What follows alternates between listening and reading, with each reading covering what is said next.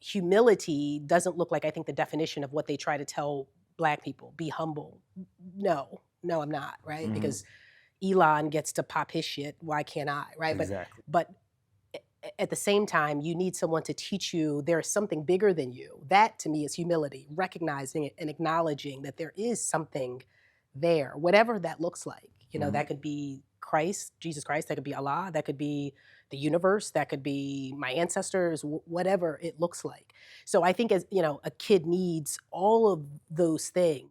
I'm Sean Green, founder and CEO of ARTERNAL. Over the course of the last decade plus, I've been building relationships in this opaque world of fine art. Primary focus, selling software. I've made a lot of friends along my journey. Some of them you'll know, others you'll meet.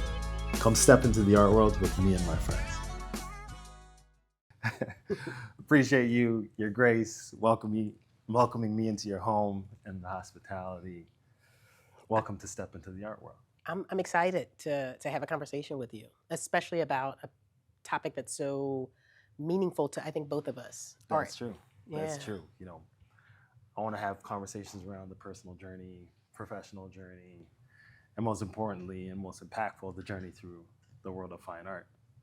And it was interesting because I was having breakfast this morning with a friend of mine, and she was like, "Oh, she's from Philly," and I was just like, "Yeah, you damn right." And she was like, "Those iconic stairs at the Philadelphia Museum," and bringing up Rocky and things like that. And she's in entertainment, so that's where her mind got led. That makes sense, because nobody really else, when they know Philly, thinks of these things. But okay, Right. All right, but we'll take it. We'll take it. So, off top, I want to know about your experiences with that museum, and those that you had in your youth, but those that you also had as an adult. The PMA, Philly Museum of Art, I remember going to as a kid.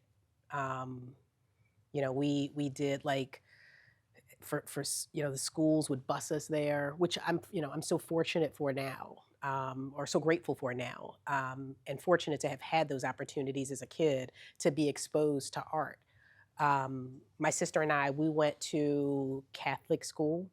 And they, not only did we get a great education there, but we also got exposed to culture in our city. And if anyone is watching this and they've never been to the Philadelphia Museum of Art, it is an absolutely beautiful building. First, architecturally, it's absolutely stunning. And there's some amazing art there. In fact, I've got some art here in the home that we talked about earlier that is hanging in the Philadelphia Museum of Art, or at least in their permanent collection. And absolutely a place to visit. And it was one of the first inspirations that I had as a kid, just about art. So Sean, welcome to the house. Thanks for having me. I'm glad you're finally here. So let's get started talking about some art. This is my great room. I use this room to sit. There's no television in here. I use it to either look at art. I use it to study. I've got my table full of some of my favorite books. Some of them reference, in fact, photos. Some of them have photo references of art that I have here in the house, which is kind of neat. But probably the focal point where everyone's eye goes when they first walk in the house is this black wall. It's the only accent wall in the house. It's a gallery wall. I've got this amazing, massive Phyllis Stevens that's like the anchor of this wall. That was the very first piece that went here. I then added works from folks like Gordon Parks, Bisa Butler, who did one of the images of Gordon Parks' photo. I got another Gordon Parks image of Malcolm X, taken I think a year or two before he passed in Chicago. I've got other art here on the mantle. I've got more books on the mantle. I've got an Alterance Gumby here. I've got a Chris Watts on the wall. I've got a Kareem Anthony Ferreira here on the stand. I've got a Jazz Night study, which is a study of a larger image, Autumn 2, that he did. I don't know if you know the collector Peggy Cooper Caffrett, who is probably one of my favorite collectors. Her book is like one of my collector Bibles. He recreated 9 years after he did a work that was in her collection. He recreated an image of a piece called Autumn. This is the study for it. I have the larger piece, Autumn 2. Autumn, the original, was in her collection, and it's just an amazing piece. Jazz is probably one of my favorite painters. From a technical standpoint, he's probably one of the best painters. So we'll talk, a little bit more when we see his larger image of that study. But this is an amazing room. It's where I sit. It's where I'm quiet. It's where we talk. It's where we read. So this is probably one of my favorite places in the house. I will say that all the time. Every place in my house is one of my favorite places. Of course it is. Yeah, this is very much a sacred space, as in my home. So yeah, let's before we leave here, I don't want to forget this Merjoni sculpture that's here as well, which is also an amazing piece that I got probably within the last year or so. But let's go down the hall and see some more art. We grew up very humbly in Philly. My first home was a housing project in South Philly. And, my mom was a young mom, had my sister at 16 and my sister at 16, me at 19. So, very humble beginning. She still went to college, graduated, became a registered nurse, which she still is today. She recently retired, but she still does shift work and she teaches. But we lived in a very small house, and we obviously didn't know art collectors, and that's one of the things that I'm passionate about today, because I didn't even really know, outside of seeing the Cosby Show, which was this bigger than life thing. Even though Bill Cosby is from Philadelphia, and went to Temple University, where I went to college, and went to my high school as well. I never imagined that Black people lived like the Cosbys, though, right? So we didn't know art collectors. I didn't know anyone that had a space that looked like the space I have now. But I love, going back to your question, I love Philly. Philly is home. Philly is not without its challenges, like most major cities. But it introduced me to culture, and it introduced me to art. It introduced me to so many things that I think I've kind of taken and run with. And a part of, I think, what my mission is to kind of bridge that gap between people who grew up like me in Philly, right, and people who collect like me today at a different space as being a Black American. I think a part of my role is to bridge that gap between where I come from and where I am now. Because I think there's such a divide, right? This, I think there's a caste system that even exists in, with Black Americans, right? There's this haves and have-nots, and never the twain shall meet, and that to me is very problematic. So I think, when you see me and hear me speaking, I'm still very much speaking mostly to the little girl I was, because that little girl is still there. Right. I hear housing projects to Hollywood, right? And inspiration also in there. When you think about the little girl that you mentioned growing up in Philly to who you are today, there's people along that journey who has had an immense impact on your life. Outside of your parents, who's an individual that you would say had an indelible imprint on your life? I would never say outside of my parents. I would always start there. Specifically, and when I say parents, I mean my mother and my grandmother. Like, if it were not for them, I wouldn't be here. I don't believe in the idea or the notion of this nucleus family, right? I think that there are so many things that a child needs, right? And very rarely can one person be all of those things. Very rarely even can two people be all of those things. When you think of everything that a child needs to be well-rounded, they need a protector, right? They need a nurturer. They need an educator.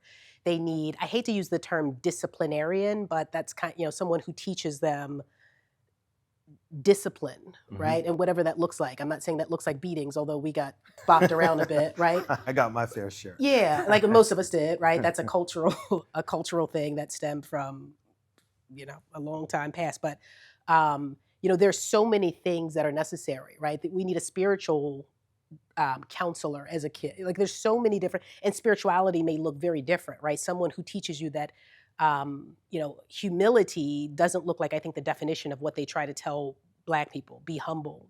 No, I'm not, right? Mhm. Because Elon gets to pop his shit. Why can't I, right? Exactly. But at the same time, you need someone to teach you there is something bigger than you. That to me is humility, recognizing it and acknowledging that there is something there, whatever that looks like. Mhm. That could be Christ, Jesus Christ, that could be Allah, that could be the universe, that could be my ancestors, whatever it looks like. So I think as a kid needs all of those things. Very rarely does that come from one person, two people. My grandmother and my mother were two very instrumental pieces to that puzzle for me, Mhm. right? So I can't outside of your parents them, because it was very much them.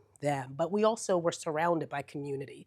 Community raised us. Like I remember at one point as a kid, we had a 3-bedroom, maybe 900 square foot house that at least a dozen of us lived in. I mean, I'm talking bunk beds and multiple rooms. Right. Couple folks in the unfinished basement. Like my mom was very community oriented. She was not the forget your friends type. Like she literally went into crack houses, got her friends who were like, we're finally ready to get our lives together, and pulled them out of that house and let them stay with us until they could get themselves together. These people had tremendous impacts on my life. Right. Friends.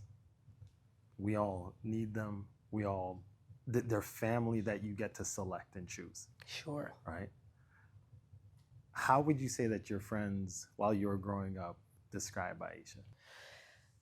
How would they describe me? I don't think anyone is shocked at who I've become. I'm very much, I think, the same person. They would have said I was smart and funny and driven, money focused. Yeah, I was the kid that like allowance for most people meant, oh, I can buy candy at the candy store. I can buy 3 wings and fries at the Chinese store in the corner. For me, it was, I would get my allowance and I would put it in a shoebox and slide it under my bed. Like that was the beginning stages of the creation of what you see today.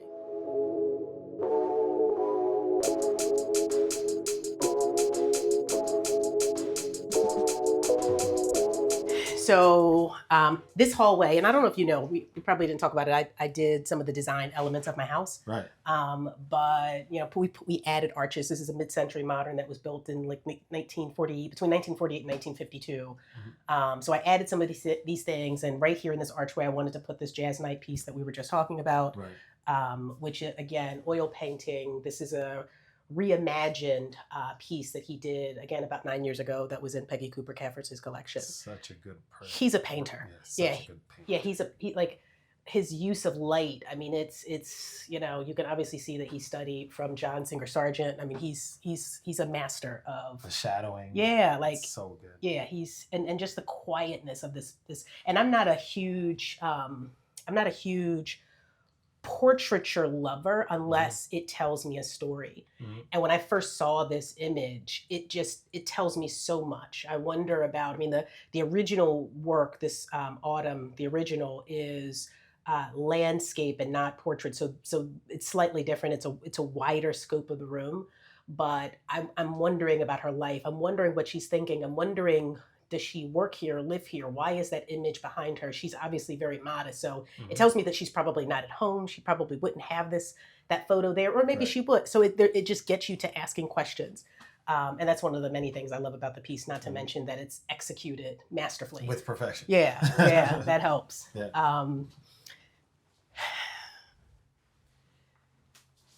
So this is one of the guest bedrooms. Of course, there's literally art everywhere. You've got some pretty dope pieces in here. This is actually the newest piece in this room. This is a Sydney Kane work. Sydney just recently graduated from Yale's MFA program. She just signed in New York to Casey Kaplan and is still represented by Rena Branston in San Francisco, who I got this work from. Right. This is the largest ever work on paper I've ever framed. And I should have been nervous buying a work this large on paper, Right. like because you have to put glass over it or acrylic over it.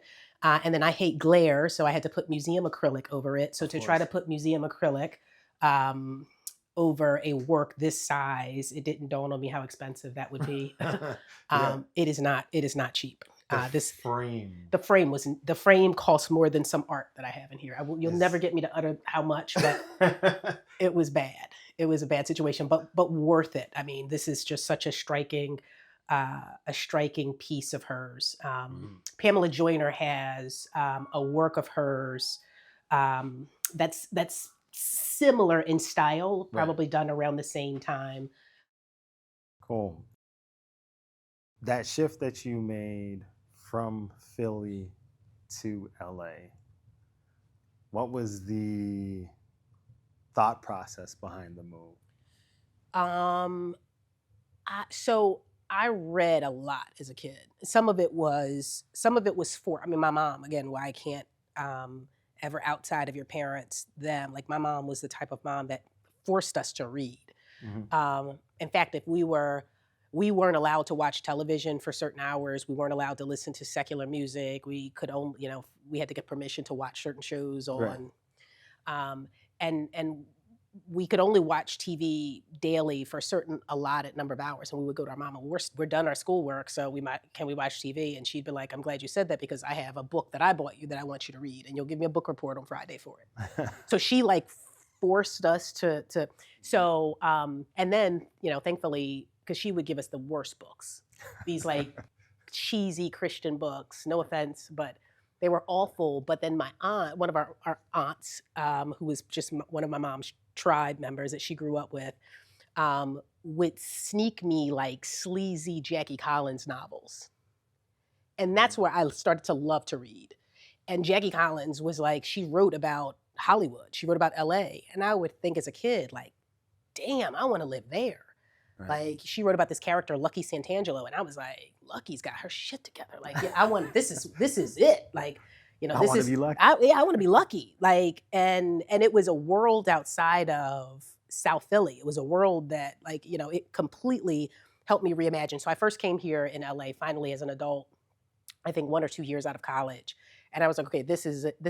The sunshine, the mountains. Philly's a very flat city for the most part. I was like, okay, this is totally different than what I'm used to. I will have a place here someday. And I promised myself that in my very early 20s, probably 23 years old. So it was always happening. Nice. Now that you seem to be settling in, as we can tell by the art and everything, what is one Philly dish that you don't find in LA that you're still looking for? First of all, let me preface this with I really, really do like LA. The food is trash. I mean, the food is trash. I ain't gonna hold you. No, the food is not good. People were like, oh, have you tried this black-owned? It's trash. No, it's not good. We finally found a really good Jamaican spot. Mashonda came to the house. She's a friend of ours, and she came here and she said, look, there's a Jamaican spot right off of Slauson, and I think it's new ownership, and she's like, the food's really good. That food is actually the best food I've had here in LA. So, I'm there's pockets, but Philly is a food town. I mean, people underestimate how great the food is in Philly. I mean, we are the cheesecake. I mean, we are thick in Philly. Right? For a reason. The food is good. So yeah, but that's not why I'm here. I'm here for good weather, view. I'm not here for the food. Right. We LA will still work on that part. Yeah. We got. Oddly enough, and again, Philly's a very black city, so of course our food is good. I was, recently in Seattle, which is not a very black city at all, literally at all, and had some of the best soul food. Wow. In Seattle. Better food than I've had in LA. Communion, I'm talking, I was blown away. Wow. Blown away. How does Seattle, which is, LA doesn't have a very large Black population. I think it's what, 3%, 4%, very, not a very high number, but Seattle has to be comparable or lower. I don't know, but the Communion, a restaurant in Seattle, has it going on. We need that here in LA, or maybe not, because I would probably not be able to handle that. But yeah, No, that sounds good. Yeah. So NIP is a trip, and I'm always fascinated. We see him on the art circuit. We see him traveling internationally. He's hanging out in 5-star hotels by the pool. How is he settling in? And most importantly, I think Nipsey Hussle, and I've never actually asked you, we've been friends for a minute. I've never actually asked you if that is the story, but please break it down. You already knew. You already knew. So he is. So his name is just Nip, but he is named after Nipsey, and Right. it's a sort of good play on words because Nip, doll. So yes, he is absolutely named after the great Nipsey Hussle. Awesome. Yeah. Awesome. Rest in peace May he. to one of our greatest poets. Absolutely. So when it comes to people's hustle, they learn a lot of lessons along the way. And some people just choose to pocket those lessons, give them to their family. You chose to write a book, right? Not everybody chooses to write a book. But when you sat back and you're like, you know what, I'm gonna put pen to pad or put finger to keyboard, who are you thinking about when you're like, oh, I'm writing this for her or him? Look at you doing your research. Come on, Oprah. We trying. We trying. So if you read the book Mud to Millions, it's very, very clear how it's written, who I'm talking to. I'm talking to the people who come from where I come from, and are the people who guided me to where I am. I always say that, like, for me, and since we're in Hollywood, we can speak Hollywood things. Forrest Gump is one of my favorite movies. Mm-hmm. So there's a scene in Forrest Gump. Jenny tells him, when you go to Vietnam, if you're in trouble, just run. And I equate my wealth building very much to that. I literally actually from 16 on, I just put my head down and I just worked. Mm-hmm. Like worked. Mhm. That's all I did. That's all I cared about, was just getting from, I experienced poverty as a child. And it, like, as a kid, it dawned on me, you can't, like, being poor in America is one thing. Being poor and Black in America is a death sentence. Oh my gosh. Right? And I was like, I'm not going to participate in this. And I get the issues and challenges of capitalism, particularly in America, late stage I get all of that. But what I also understood was I would not participate as an American in being poor. Like that just wasn't, I wasn't doing it. Right. So I put my head down, I worked. And in Forrest Gump, one of the things that Forrest realized when he was in trouble, he just took off running. And he realized at some point that no one else was around him. He was safe, but nobody else was, right? He got to this clearing and he's like, where's Bubba? Where's everybody else? Because he just ran. And for me, my journey of wealth building was very similar. I looked around and realized, like, I feel alone in this space. And not that there were not other wealthy people, because there were, but there weren't very many wealthy people who looked like me. Right. So I was like, wait, pause, why am I the only, I'm not one of those Black people that want to be the only Black person in the room. Mhm. Like, that's a thing too. Mm-hmm. So I said, let me figure out how to communicate in ways that I would have understood back then, and that I wish a way that someone had talked to me back then. Mm-hmm.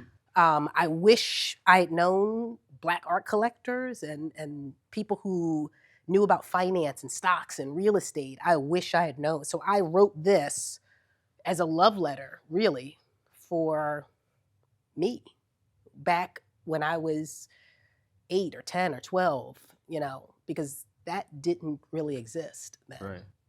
And it's funny or not funny that though that knowledge still needs to be delivered to a large swath of us. So Peep, there was a video on Instagram recently, and it was actually here in LA, and it was a group of what looked like affluent Black people talking about swaths of Black people moving in from the South. And it was powerful because it was like, we don't want them here. They're embarrassing us, right? And quite frankly, even though you could tell the times based on the quality of the video, their attire, you could tell it was an old video, but really how much has changed, right? It's like the Chris Rock joke, you got Black people and you got the N-word, Yep. right? Which is so not funny, right? And I think he deserved that slap just for that joke. And I feel like it's such a divisive space, such a divisive line, right? So for me, coming into where I am today, and then there's this bridge of, you know, people who just circumstances. Like years ago, I would have said, you know, I'm here where I am because I'm self-made, right? But you know, but then I sat down and thought about it. No, like, no, you're not. Like you had grandmother, you had mom, you had leaders who invested in you. You had all of this stuff that, you know, opportunities that other people just didn't have. I even think like, you know, again, my mom, I'm not even first generation college educated, right? My mom, because of my grandmother watched us and my mom could go to college because she was so young. And then I think of all of even my mom's friends who had children that were our age and their moms were on drugs, mine wasn't. I can only imagine the horrors that they saw, right? And then how can I look at them and say, why you ain't got your shit together? If I can do it, you can do it. It's like, The bootstraps thing, pull yourself up by your bootstraps. man, listen, or if Oprah did it, everybody can do it. You know, okay, so we're gonna take, you know, one particular person or a couple specific people and say if they did it, you can do it. Well, like they grew up in actual hell. Exactly. Right? And it's circumstantial. It's systemic issues. It's all of these things.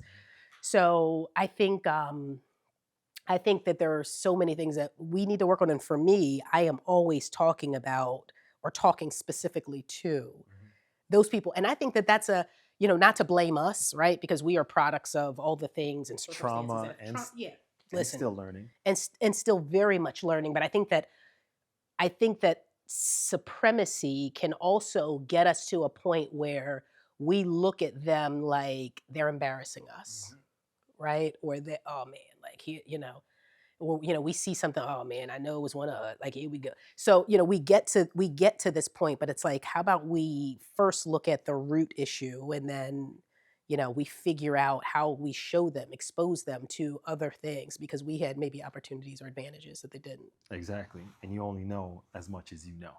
That part. You mentioned film and its impact. Forrest Gump. You have also had impact through film with your participation in the Alterna's Gumby color piece. Yeah. So Alterna's is first an amazing just artist, right?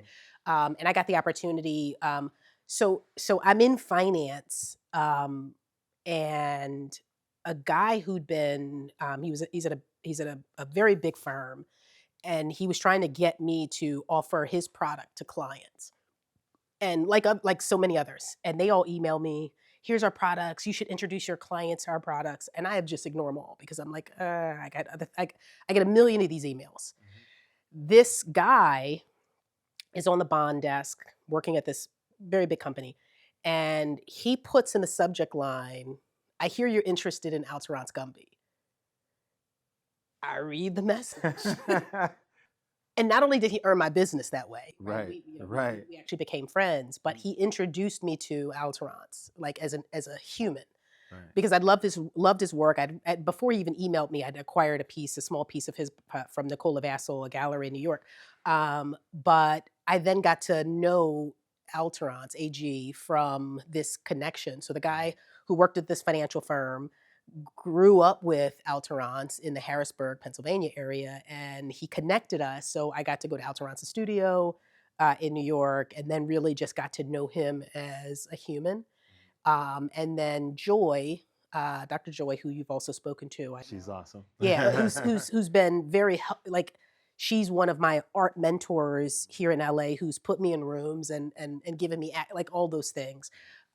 She had an event for Alterna's at her home that I was invited to and got to have a conversation with him specifically about a project, a documentary he's working on, which will be released soon, the color documentary. And what an amazing thing to be a part of. And since then, was able to, with Alterance, he had a residency at Pamela Joyner's place in Nevada, was able to go to that. So I am a big supporter of his, just as a lover of his practice, but also just loving what he's doing.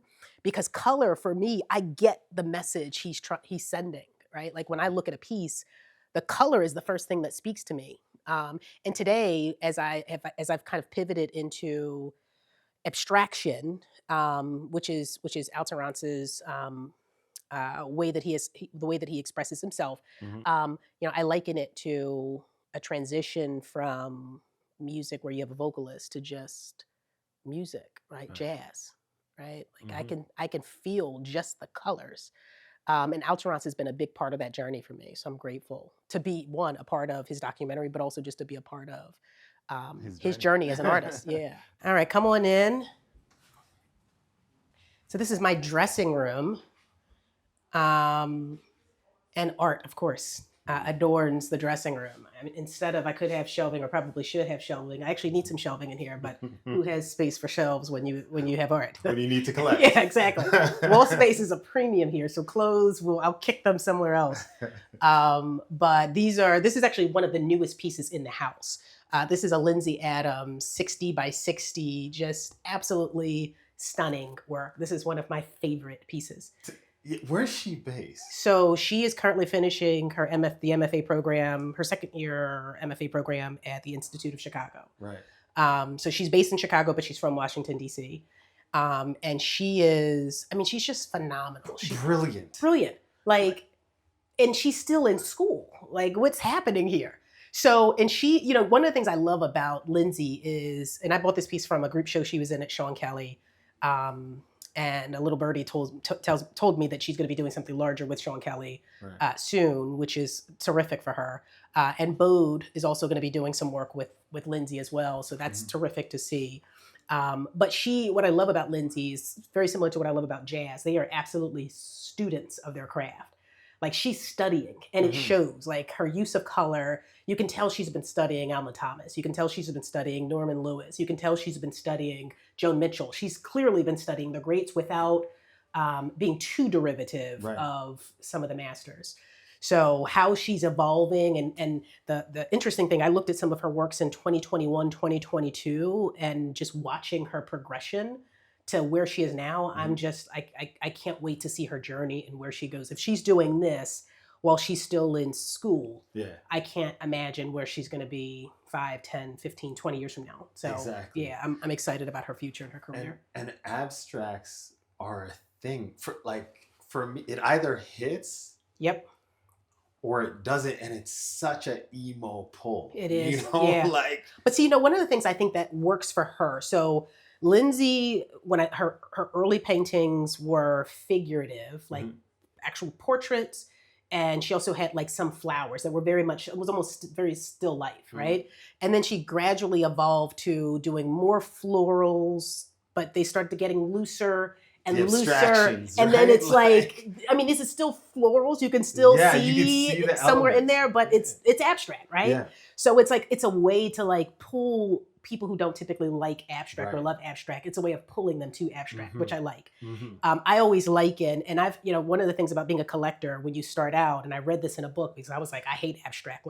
3 years ago, if you had abstract, no, I don't like it, right? But I read a book that said most collectors tend to start in figurative because, you see a painting like this and you're like, that looks like my sister, or I can see the power in her eyes, right? So we tend to gravitate to things that we know, relatable, they're relatable, And then over time, my palette started changing to, okay, I'm tired of seeing so many faces around my house, and I started looking for more. So I started finding more conceptual art I liked, or abstract art I liked, and Lindsay and Austin Uzor and Alterance Gumby are all artists that kind of pushed me into.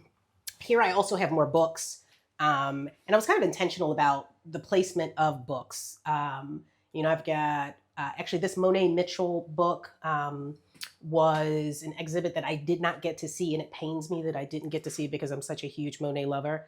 Is that the Paris? It is the one? Louis Vuitton. Yes. I think I was there. I think we saw that show. I missed Yes. it. I did not Joan see Mitchell? it. Joan Mitchell, yeah. Oh my So gosh. Lindsay Like- actually, and I put this book over here because Lindsay actually told me to get the book, and she's like, make sure you don't get the book, the version in French because Right.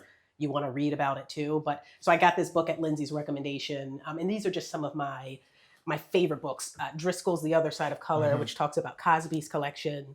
And I know we wow. can't praise Cosby like anymore. It's kind of, but Cosby, like we can't dispute the fact that Cosby has one of the best African-American collections ever, Mhm. like ever. And just it's documented in this book. Wow. And if you truly love art and the artists, Yeah. like it's sick, the Mhm. collection he built. I mean, he was firing on all cylinders. Driscoll was an advisor of his. Wow. So you figure like the status he had, the money he had, the clout he had, and Driscoll as his advisor, like how, You can't miss. yeah, I mean, and vegans are going to kill me for saying it was shooting fish in a barrel. Like like the Alma Thomases he had, and I've got some Alma Right. books over there. Mhm. She is, here for Yeah. me. And some of the use of paint that Lindsay uses reminds me of the student of color that Alma Thomas was from some of the greats that came before her. Right. And I think that Lindsay, her art is speaking to some of these legacy masters, speaking to Monet, speaking to Mitchell. In fact, one of these colors in here, like this greenish blue, is Right. my favorite Right. color in a painting. Monet used it and executed it masterfully, and Lindsay used it quite a bit in her most recent paintings. Mhm. This was kind of all over, that bluish green was all over her palette. So I just, this is one of the reasons why this painting, I jumped on it before the show even opened. I was like, Oh. I want that painting. That's awesome. Yeah. So we can further in here. Mhm. Speaking of journey, in order to start where you started and get to where you are today, I feel this, that I'm always like, I'm the hustler, right? But in the most positive sense, I feel this tenacity, this go for it, this I'm gonna get it vibe, that's within you. What's channeling that? Where does that come from? I'm a hustler, baby. I feel like you don't get to come from where I come from and be where I am without that. Mhm. And it's really like, that was sexy to me. Like and hustler look, when we were kids, we called drug dealers hustlers. That was sexy to me then. Like, cause that was all we saw. Right. Like the richest people in our neighborhoods were drug dealers. Right. So I respect the hustle. I respected it. I always respected it. I am very much, I'm not so much an idea person. I'm an executor. So if I have a plan laid before me, and this was young me, you would never outwork me. You just weren't going to, right? Like you don't get to be a 22-year-old Black woman stockbroker. No one really uses that term anymore, but that's what it is. And outwork and outproduce the Wharton boy, white boy, right? Like you just don't get to do that unless you're a hustler. Mhm. So yeah, it was very much, just ingrained in me because that's what I saw and that's what I respected as a kid. And it was I think also it's just a part of who I am. A very quick story, and one of the reasons why I said earlier I could never excluding your parents. That was so interesting to me, intriguing to me, just the hustle of business, right? Like my favorite movies as a kid, Wall Street, Boomerang, like, okay, these people are making deals. Right. So, but as a kid growing up in South Philly, again, where drug dealers had the most money in our, like, I remember I was making a really bad decision of, because I was always a saver. So I had thousands and thousands of dollars at like 16, right? And not because my mom gave it to me, because, no. You're still stuffing. Yeah, it I was under the working. Yeah, I was mattress. still stuffing it under the mattress, right? I was working at McDonald's, and we had a franchise owner whose McDonald's I worked for, and he was like a total scumbag. So he let me work like 40 hours a week at like 16. Totally illegal, but whatevs. Mhm. So I had like a lot of money stashed. And I remember saying, a friend of mine at McDonald's, we were like colluding how we are going to make more money. And I was like, okay, well, let's just sell drugs. Like, that's how you get more money.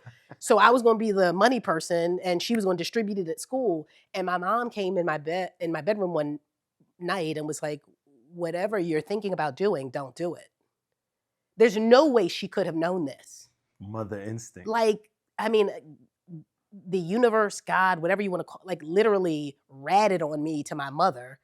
And she sat on my bed, and I'll never forget this. And I have a terrible memory. And she's like, whatever you're thinking about doing, don't do it. And I was like, I don't know what you're talking about. Like, of course I didn't, Right. deny. I don't know what you're talking about. But that hustle is what drew me. That the spirit of an entrepreneur, the spirit of, these are your circumstances, figure a way out.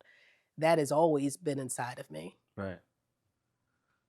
22-year-old stockbroker, Black female in what must have been the Man. whitest environment. Man, listen. So our office was in a suburb outside of Philly, which was one of the most affluent neighborhoods ever. I remember having an appointment at a client's house and asking a colleague, "Can I borrow your car?" Because I don't want to pull up to their house in my '88 Dodge Shadow with the leaky sunroof. You know what I mean? And it's raining, so I'm gonna have to sit to the side a little bit so my shoulder don't be wet at the meeting. Yeah, it was. I mean, I literally even like, and I wear glasses today, but I literally like wore glasses that I didn't need to make me look older. I mean, at 22, as particularly with melanin, I probably looked 4 years old. So I'm like, who's going to sit down with me and give me their $1 million when, so I had to go for the Doogie Howser situation. Like, I'm young, but I'm smart. Like, just give me your money. I'll do, I promise I won't run off with it. So yeah, that was life. And it was just outwork everybody is really because I didn't have the rich uncle, the rich Right. aunt, the rich mom, dad. I didn't have that. Generational. Yeah. Yeah. So when did you get bit by the real estate bug?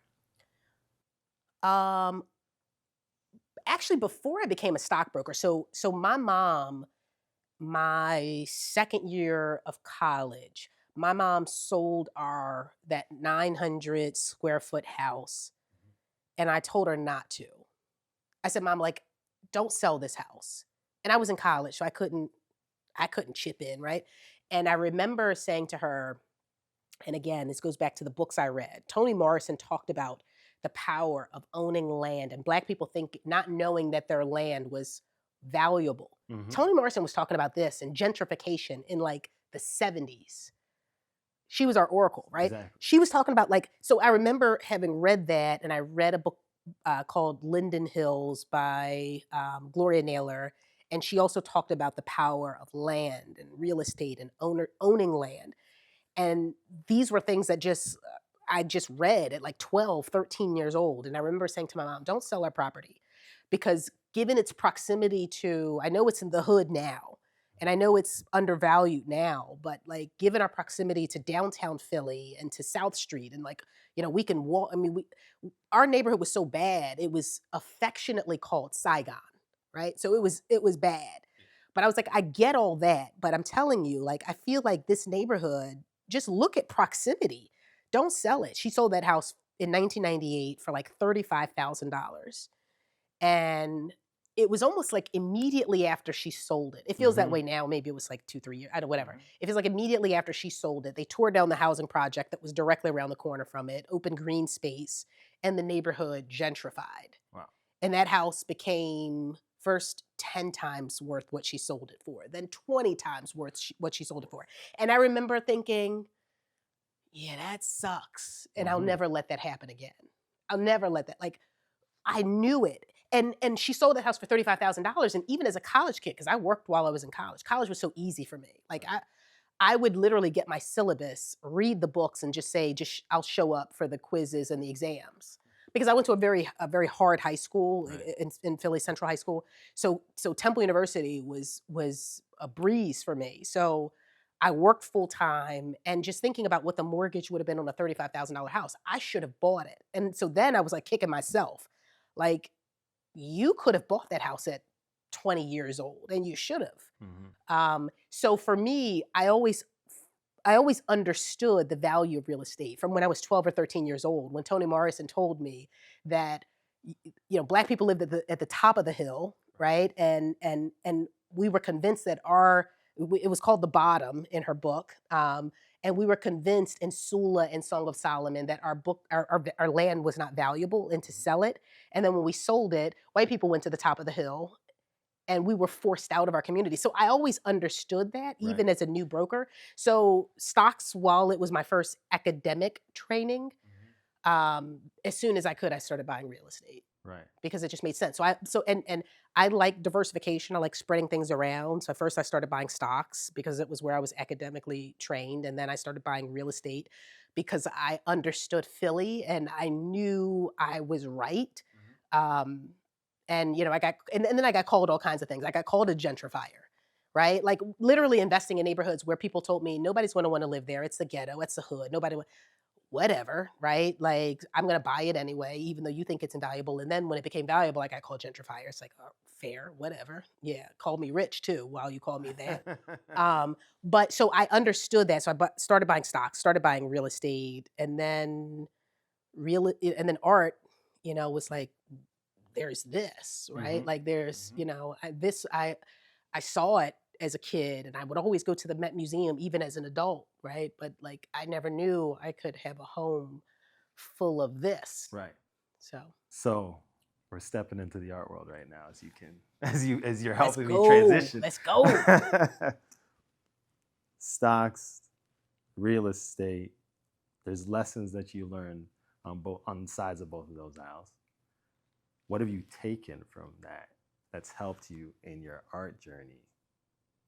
Because there's deals that you've got to make also in this space. Not a thing. It's the art world is a completely different animal, right? It's unregulated, right? So I come from a very regulated industry. Art is entirely unregulated. It's actually one of the spaces outside of so in real estate and stocks, the number one thing you need is capital, financial capital, money.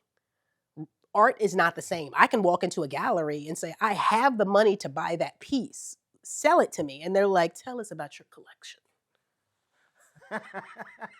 Who do you know? Right. I'm like, what do you mean? Like, no, you told me the price. Give me that. And they're like, no. So this is like the first world where it's like, what in the fresh hell is this? Right? So so what I took from those worlds, nothing, right? I've made so many mistakes. I've bought things now that 3 years I look back like, yeah, I probably shouldn't. Do I regret it? No, because it's all a part of my journey. And that's just how I learn is by doing, right? I jump in, I do. But what did I take from those worlds? Not much, because the art world is an entirely different animal. It's an entirely different one. It's a world where financial capital is important. You, of course, have to have the means to buy it, but this thing called social capital is probably equally, if not more important than financial capital. Very much so. So you mentioned the intricate world that this fine art landscape is. Not the easiest to navigate.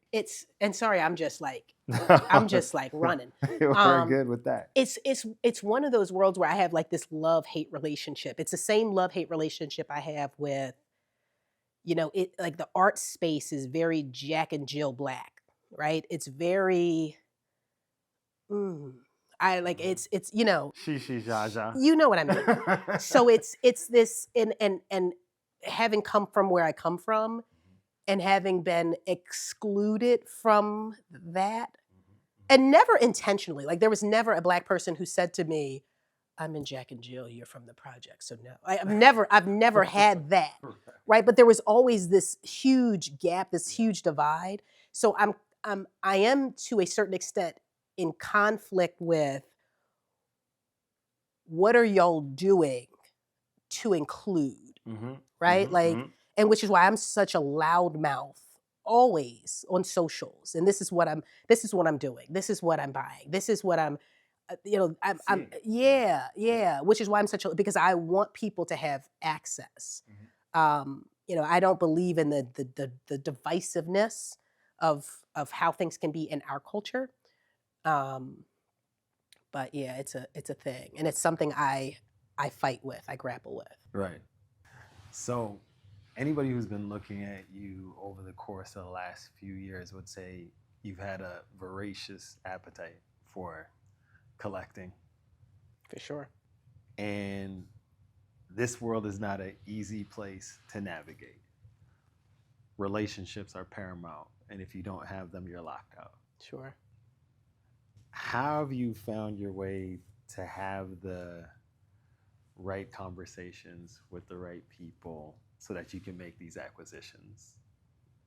Great question. I mean, I think one of the things about me is I am a very relationship oriented person, and develop relationships very early on here in LA. And since we're here in LA, speaking to some of those relationships have helped immensely. Actually, even before we get to that, when I began my art collecting journey, I reached out to community. As I was building this house, I knew I wanted to fill it with art. I knew I wanted to collect art, and reached out to a few folks and was introduced to a woman, Frida, in London, and she just poured into me. She's great. You know Frida. I don't want to butcher her name, but if I do, forgive me. It's like Frida Insomnoma. Yeah. Yes. We're probably both tearing it up. She's amazing. Frida, we did a Zoom, I want to say in 2020, and she just poured into me. Didn't ask me for anything. She just poured into me about collecting and art. She's like, and then she disappeared. She was like my fairy art mother, right?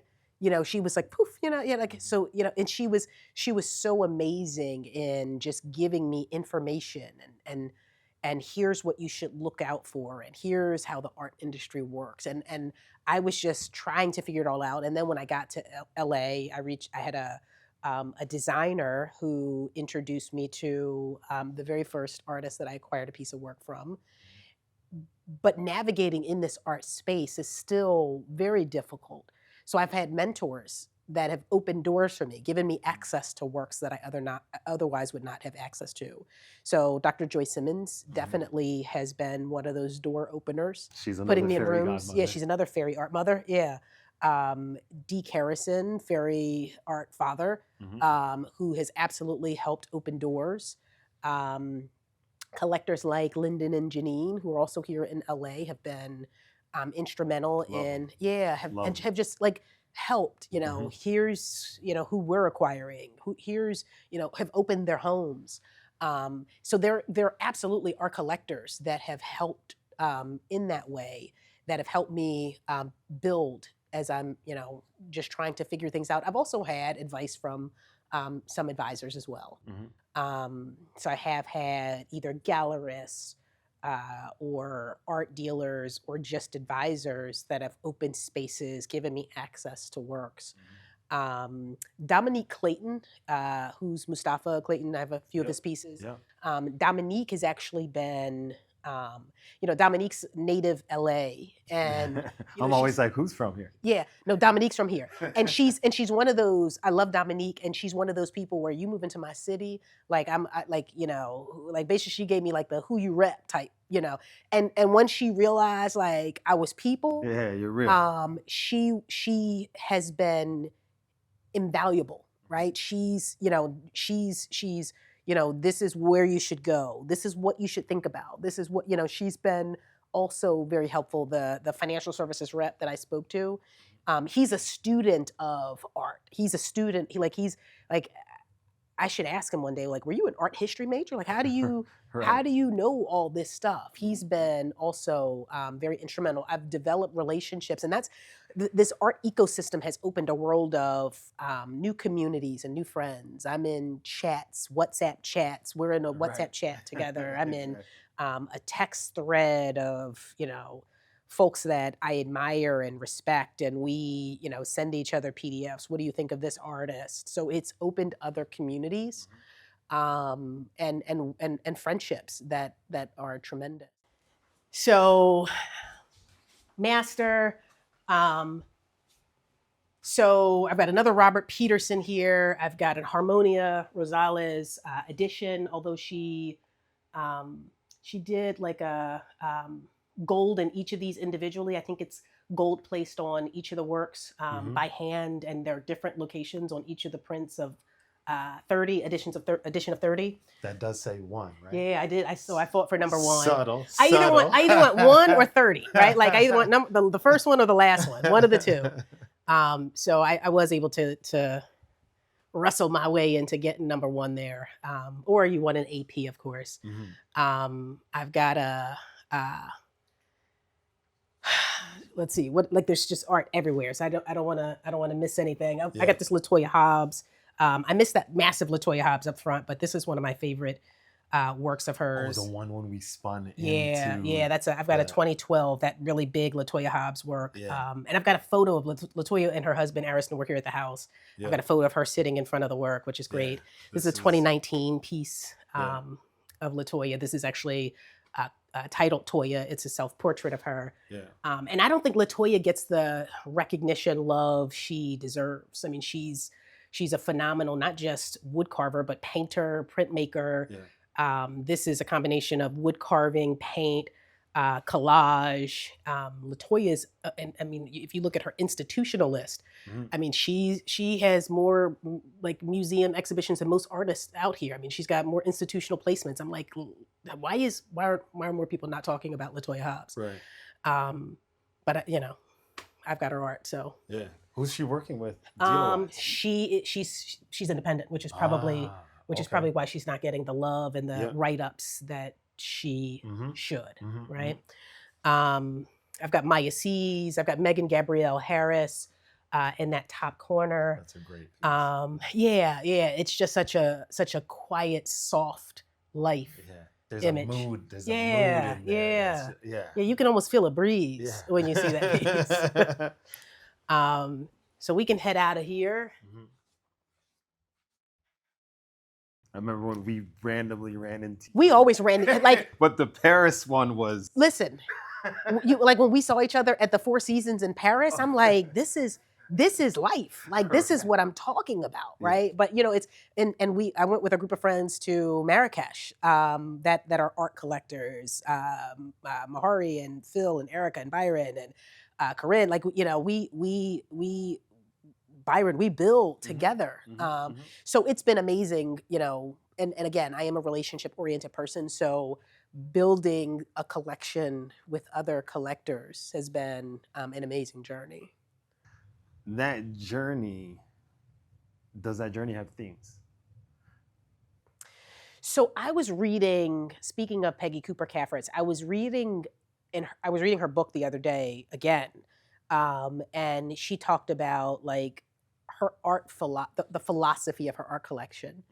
And that gave me pause because she talked about her philosophy, where it's, culture based. And I've read Pamela Joyner's book where she talks about the philosophy of her collection.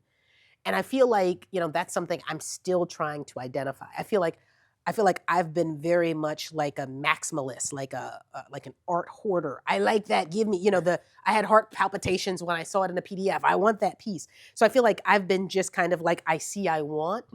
And now I feel like I'm finally honing into, okay, what do you want this collection to say? I feel like I'm finally getting there. In fact, I've taken a bit of a pause on, because I feel like I have just an ultra contemporary collection.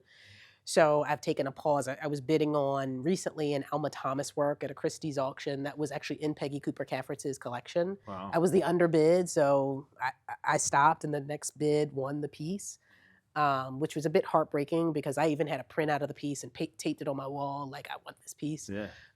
So shout out to the MFer that got it, but but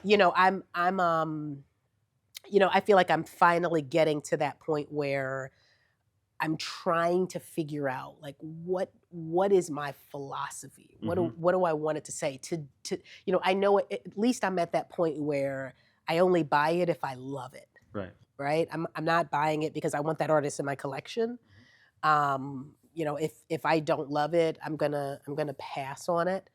But I've got a list of contemporary artists and I'll choose maybe between 3 to 5 of those in 2025. And I've filled out that list. Like here's some artists that are on my radar that are contemporary artists that I've been watching, and I want to maybe develop a relationship with them, talk to them. Do we connect? Tell me about your practice. So I feel like I'm evolving from the ICI wants to being just a little bit more strategic. I'm getting there. I'm not there, but I feel like I'm getting there. That's an interesting part of your journey, one of discernment, right? When you're looking and thinking. You mentioned heart palpitations on the PDF. Oh man. Right? Yeah. Have you acquired works without seeing them IRL? Sure. Just because the PDF blew you away? Sure. I mean, I've in the age of technology that we live in today, I've bought work that is in countries I've never been in. Right? If there's a show in some random country that I've never been to, I'll acquire a piece of work.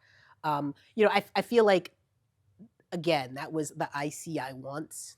Today, I would have to maybe know that artist. I've seen works that I see it in person, and I feel like it's better than what I've seen in PDFs. I mean, some work just does not translate well. Right. I've seen works that I'm like, actually, it was better in the PDF. So I feel like today I'm getting abstract work. I feel like is a bit harder to look at a PDF and be able to fully grasp what's happening. But again, I think in the evolution of who I am, would I buy again from a preview? Sure, but I think I'd need to know the artist, know their practice, and have at least seen their work in person before. In order to, because again, it kind of terrifies me that I've seen a PDF like, wow, that's amazing. And then you see it and it's like, oh, that is how they executed that. I didn't realize that.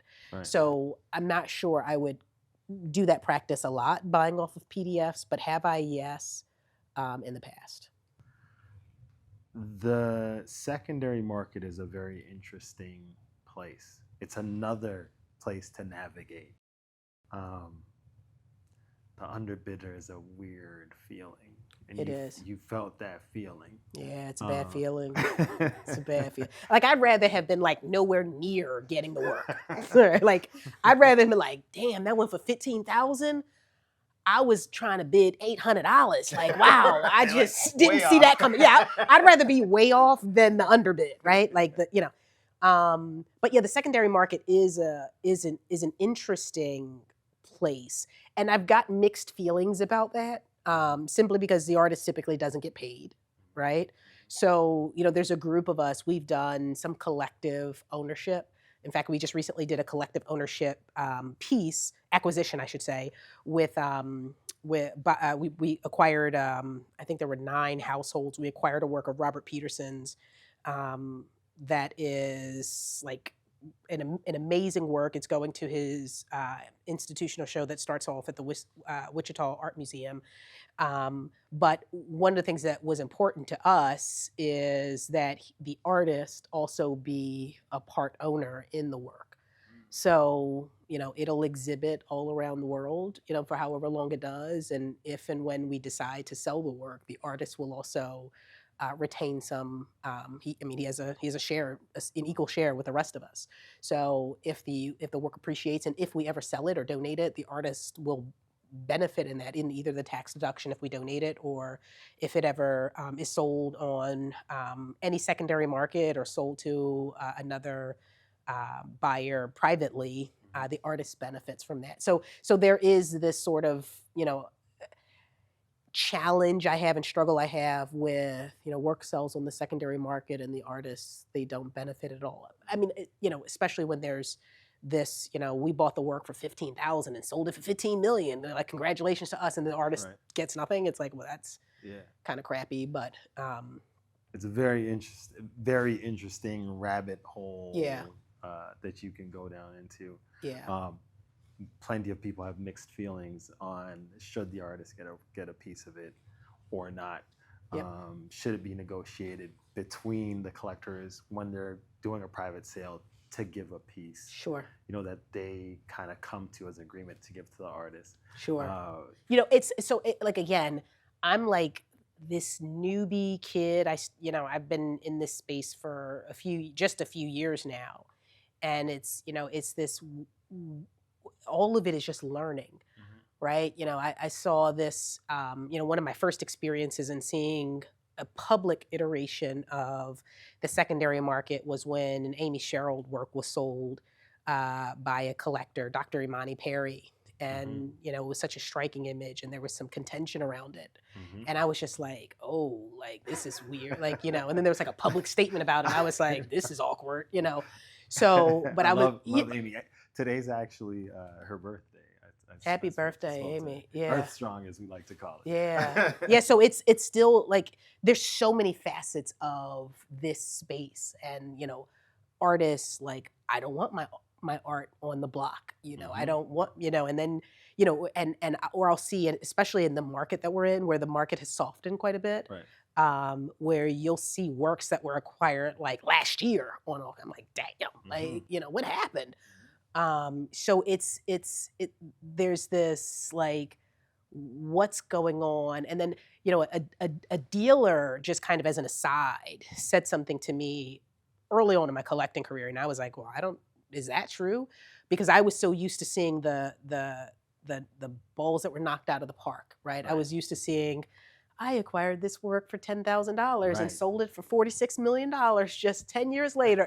That's the ones that like, make, but you don't see the works that, someone paid $100,000 for that just, sold at auction for, $800. Right. Like, the New York Times recently. Yeah. So suddenly now that's on blast, right? So I wasn't seeing the other side of it, but a dealer told me not long ago, she said, Ayesha, 90+% of works in the secondary market don't sell for these primary prices.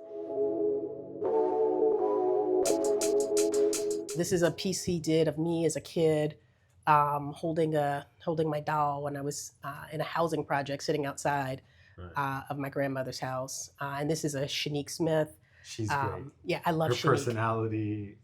Yeah, she's total package. Yeah. Shanique's also in a number of institutional collections, and she's just like you said, her personality. She's great. She's an amazing person, an amazing artist. This is one of my favorite pieces in the collection.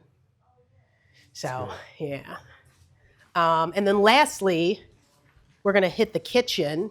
Yep. Because we got some art in here as well.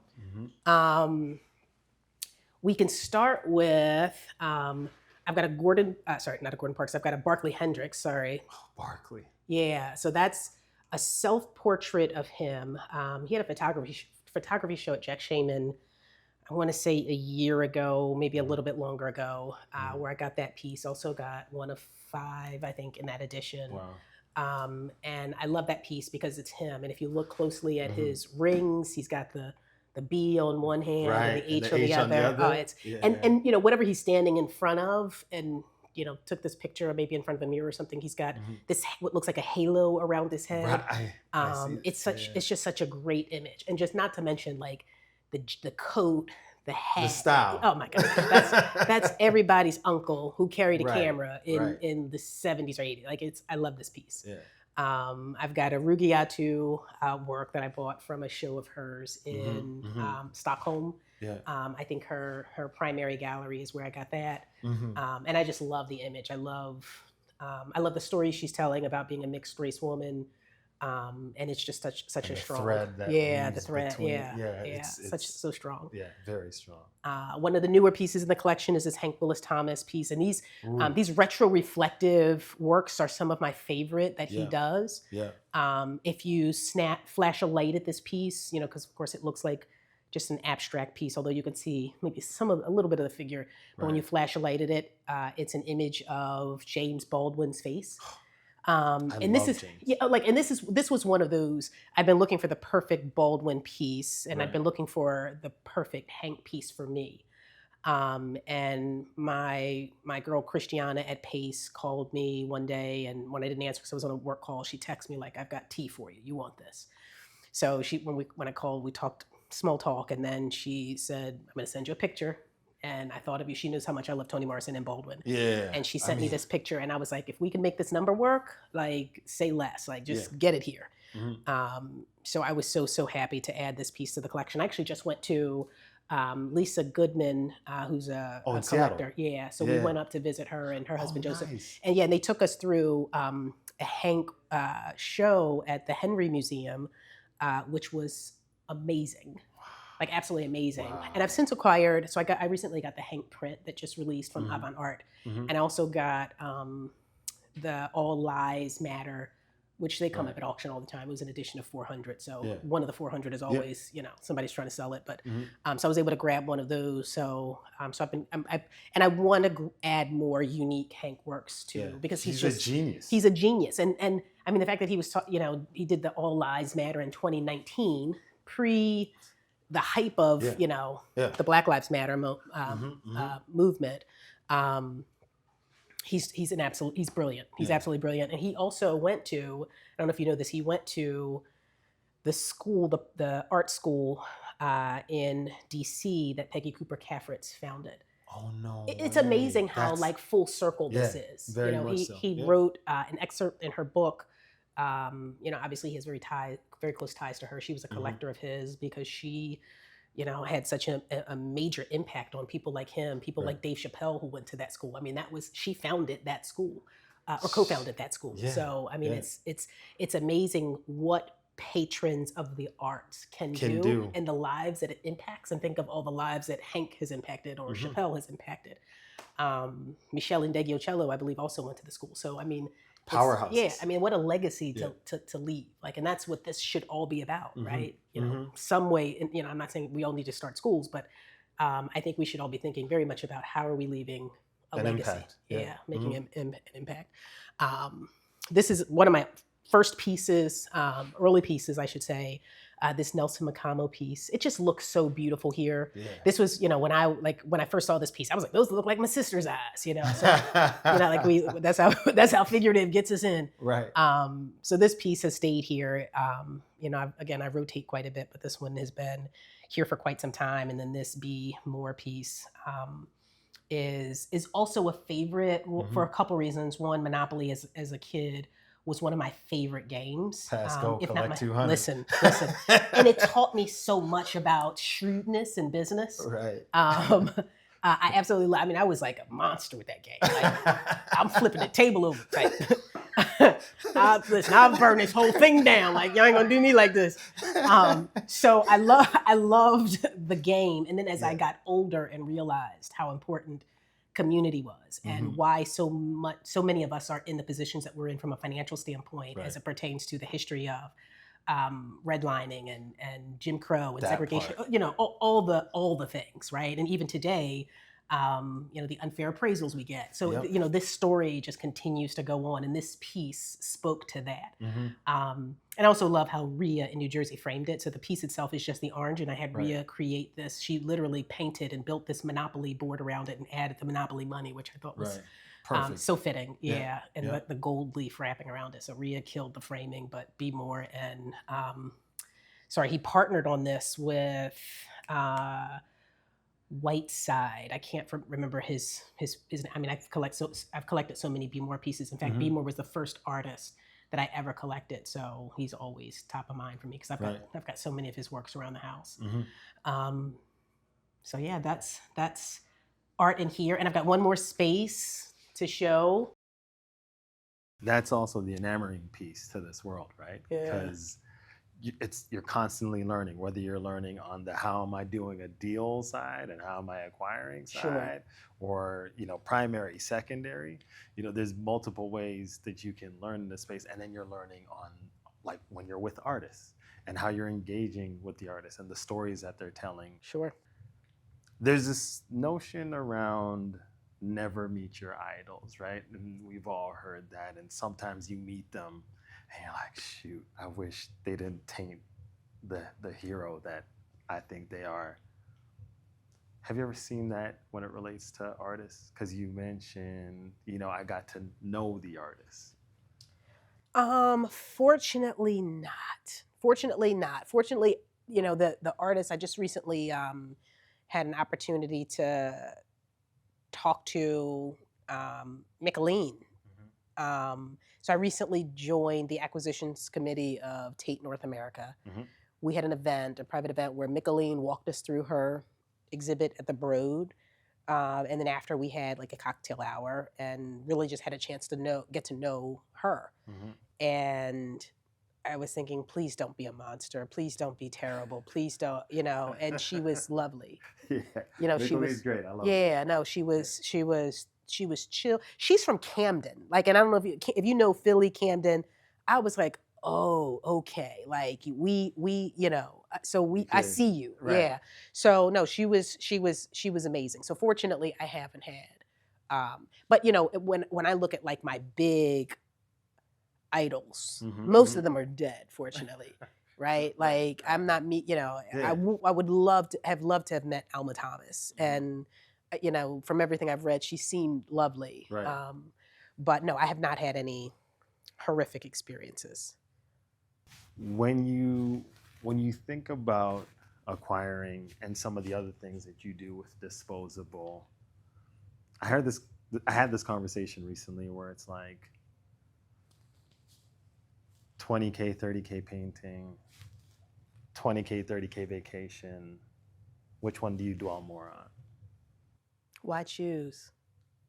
Yeah, I'm out of here. Like I'm not choosing. Like yes to both. That sounds lovely. But I will say that, and people I travel with have, do we have to do art stuff on our vacation?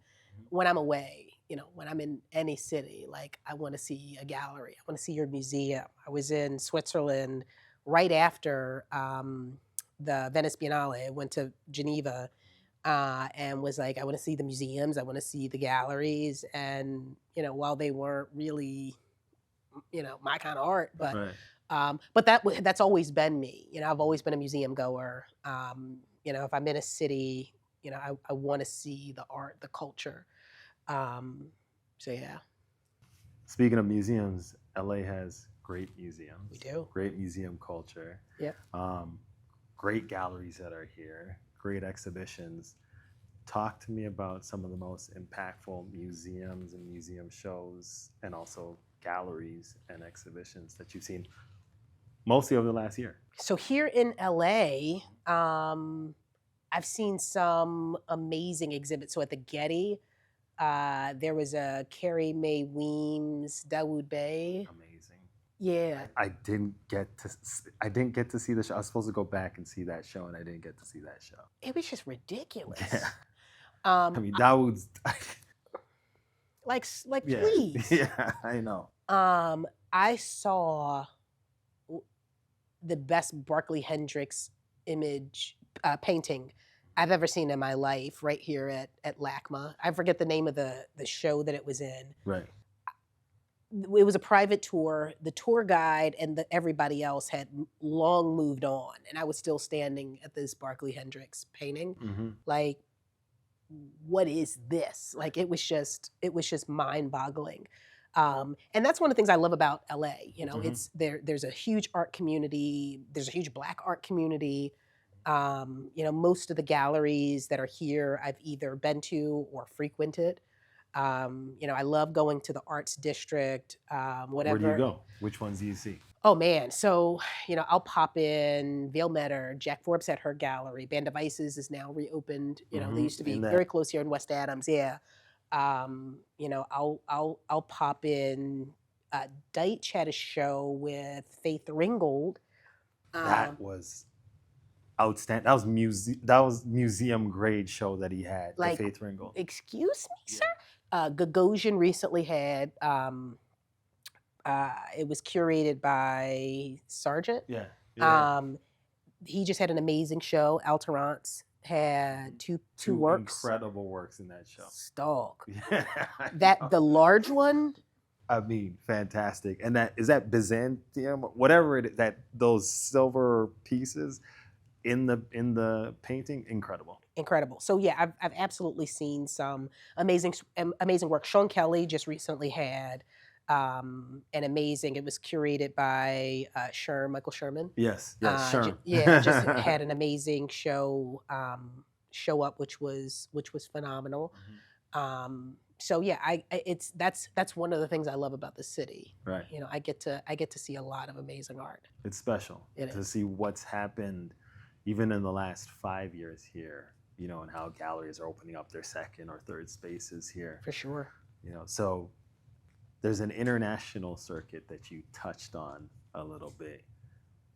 Art fairs are a big part of this international circuit. Yeah. When you think about the art fairs, what are some of the things that you love about the art fairs?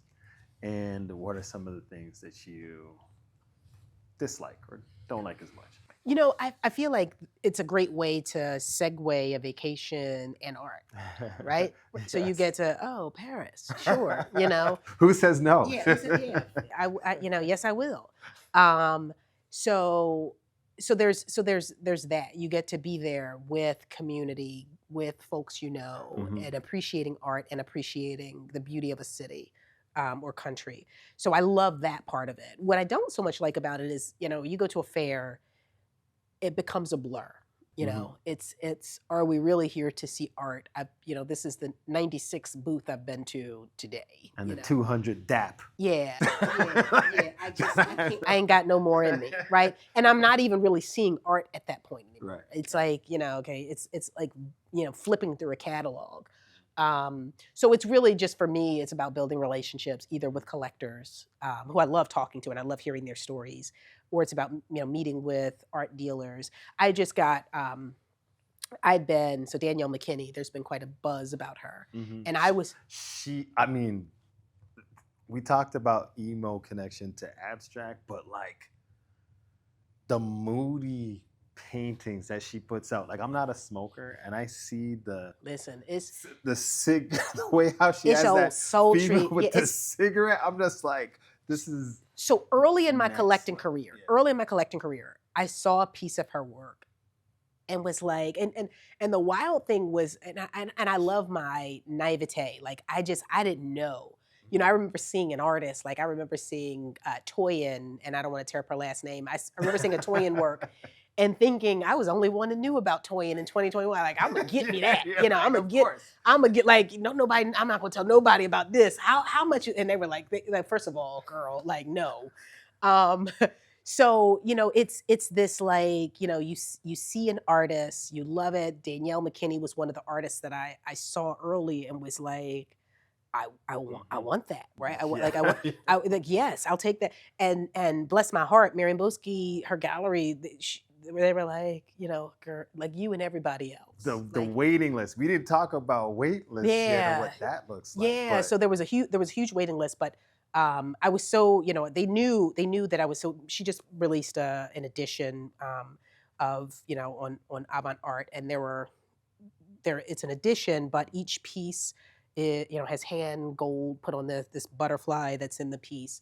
And her gallery, and I'd been very frustrated that I wasn't able to get a piece, and I was taking it very personal, but then talk to other collectors, and this is a great part of building relationships with collectors. Other collectors are like, girl, us too. Like, you know, no, You're not the only one getting this.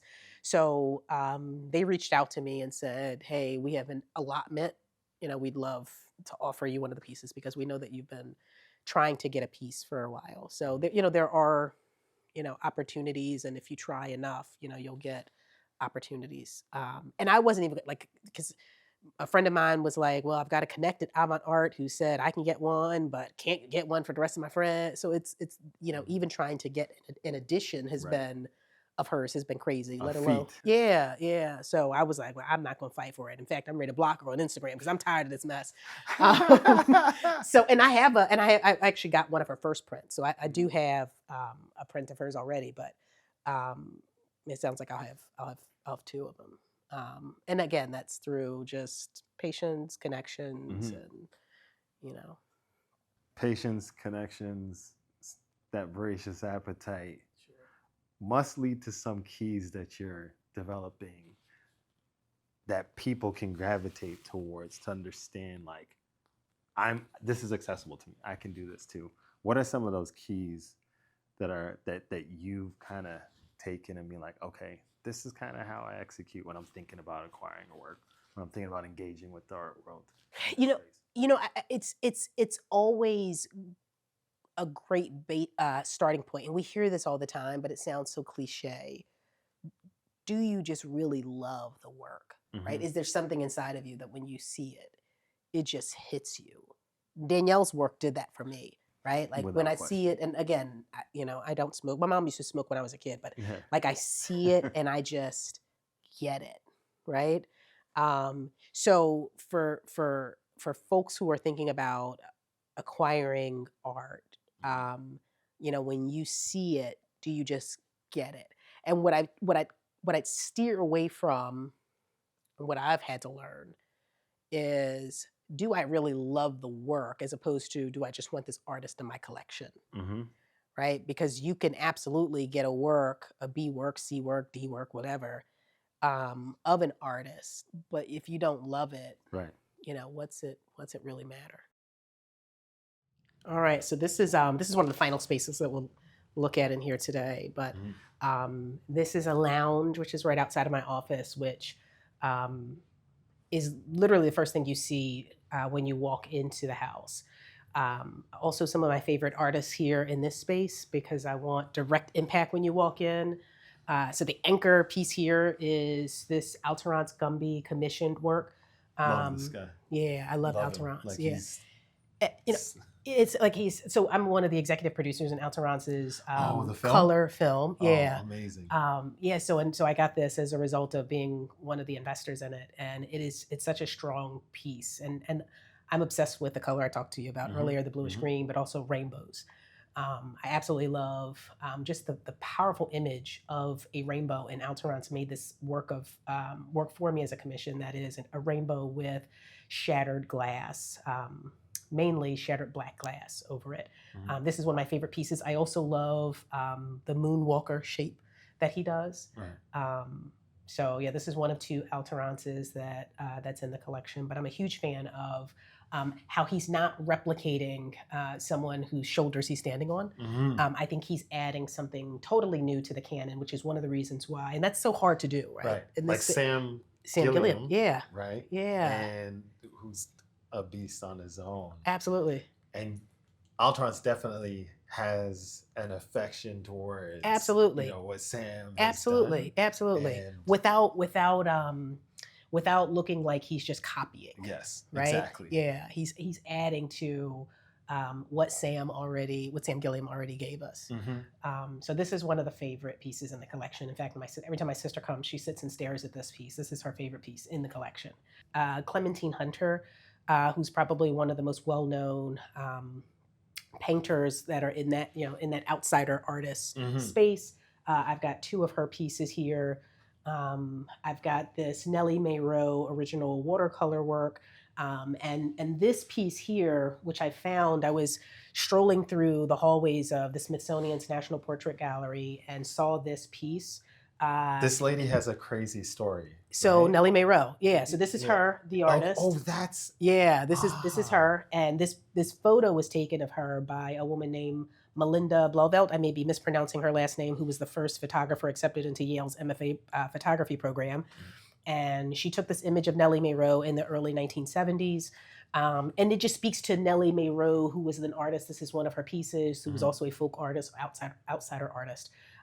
This speaks to just her personality. There's so much personality in this piece, in her home and how it's adorned and how she's got it decorated, in her pose and the confidence. I mean, I absolutely love this piece. And then you've also got this sculpture here, which is Mustafa Clayton, one of my two Mustafa Clayton pieces. And we talked about the stand earlier, which the artist, built with found material, which I absolutely love the stand. And I use the stand not just for his work, but also for just other pieces that I have. And obviously we're in California, right? Mm-hmm. And I've got ceramic work that's like just on a stand in California. Right. So that day, 2 weeks ago or 3 weeks ago or a month ago that we had that earthquake, Yeah. I was sitting in my office and like literally the very first thing I did was I ran out of here. To see your Like, ceramics. is it? Yeah, I was sitting in this office and I was like, wait, did is it toppling? But it was, Right. Right. it's pretty heavy, so it Mhm. it didn't move. But that also made me think I probably need to think of a long-term solution. Maybe I get some sort of case to put over it. Right. I actually heard Pamela Joyner speaking either on a podcast or something like that, where she talked about when she lived in San Francisco, she didn't really collect ceramic work or much sculpture that could break because of yeah, the earthquakes and things yeah. like that. So she said now that she's in Nevada, which is still along, I think somewhere close to the fault line. Fault lines. Yeah, she's thinking about collecting it more or is collecting it more. I don't know, but I like that terrified me to no end. I've got a Levette Ballard and a Gustavo Nazarino. I may be mispronouncing his last name. This is one of two pieces that I have of his. I got this from a show he had, a solo show he had in London during Freeze last year. Right. And he's got another show coming up this year, solo show at Freeze, Right. with a different, I forget the gallery that he's going to be with, but I'll definitely see his show. Mm-hmm. London or LA? In London. Yeah. Okay. Cool. Yeah, London Freeze this October. Right. So yeah, excited to see that. I've got a Mario Joyce work. I've got this big piece here is an Austin Uzor, and we talked earlier. Like Austin Uzor was one of the first contemporary artists that really pulled me into sort of that like balance between figuration and abstraction. Right. And this piece where you can still very much see figures. When I saw it, I was just floored by it. I saw it in Band of Ices actually here in LA, and I was just like, I love this piece, and I love that I love it because it's not typical abstraction. And then, when I finally started to see, oh, there's a horse there, there's a boy there, there's a girl there with her hands over her head, and it looks like she's being baptized, and there's this horse rider, and it just tells me that there's obviously a blood moon there. So he's incredible. I've seen him do the African headdress that I'm just he's like, nuts. This is lights out. Yeah, he's nuts. I love it. I'm nuts in a great way. Yeah. So he's absolutely. I've got 3 works of his now. I picked up I picked up another piece, a smaller piece from the same show, and then I picked up another small work of his from Tafeta, or Tafeta in London. But yeah, I think Austin Uzor is an amazing painter. This Mario. I've got a Mario Joyce here. Yeah. Very cool. Yeah, love his work. Yeah. Another good human. Good energy. Absolutely. Actually, I've got 2 here. I've got this one and I've got the small one that I just picked up as well. Right. So yeah, art in every. There's a Larissa Rogers here in this. What was supposed to be a wine closet, but ended up being a place where I generally, when y'all are not here and filming, I generally actually store stacks of art in here, but I had to clear it out because we've been filming and didn't want the place to look like a pack rat lived here. But who needs a wine rack? Who needs more art? Who needs wine when you've got art? This piece actually just came in today, which is why it's propped up against here. This is Donovan Smallwood, who's a young photographer, New York based. Okay. And I have a larger work of this in storage that I'm in the process of donating to a museum. It was just, the figure is just so powerful. Yeah. That 30-inch work, and this is like half. This is like, I think 16 by 20 is the page size, but the image is like 15 by something or another. But imagine that piece double on one of like a residential wall. It was just too much. It was overwhelming. Right. And then with the frame, it was people would think, is that your grandfather or something? There's only one reason you'd have that big of a piece. So I'm donating the larger one that I have for him. I think he's terrific. And then I was able to get one of 2 APs from him. Oh, awesome. I absolutely. And again, one of the things that like collectors maybe don't do or don't know they can do. I saw this image initially in the Philadelphia Museum of Art. Right. Devin and I were, it was Devin's first trip to Philly. So we went to the Philly Museum of Art. I saw this image there, contacted the artist, and was able to get, and that's the same, like at the Smithsonian's National Portrait Gallery, that's how I got that image of Melinda's image of Nellie Mhm. Mae Rowe. It's a great way to acquire art. So many people think, I can't. You literally can have the same art on your walls in your house that are As in a major museums. museum. Yeah, I mean major museums. Yeah, the Smithsonian. This is in the Philly Museum of Art. I mean that's not to mention some of my Gordon Parks image that American Gothic is in. Yep. Major museums around the country. This Yeah. Gordon Parks. So this actually, I don't think we talked about this, but this Gordon Parks image, or maybe we talked about it briefly. This Gordon Parks image of El Hajj, Malcolm X. When I initially asked Jack Shaman for this piece, it had not even been printed. And wow. we were going back and forth, and then finally they were able to release this image. So I was able to get edition 1 of, I think this is an edition of 15 and a 16 by 20 inch. Wow. Yeah, I think it's an edition of 15. So was able to grab number 1, which I love, and I absolutely love this piece. If you look really closely at it, Malcolm's obviously teaching the brothers, and he's teaching them how to be a man. Like, if you look at the whiteboard, it's husband, protector, father. I mean, he's talking to men about how to be men. So powerful. Yeah. So that's a loop, a very quick loop of the collection. There's about now, I guess, 135 pieces total in the collection. That's solid. Most of which are here. Some are in the garage.